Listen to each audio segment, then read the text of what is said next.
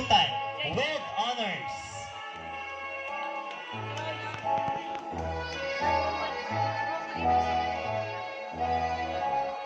Keisha Jane will also be receiving a Kandak Award, Award for Research and Innovation, and the Award for Performing Arts.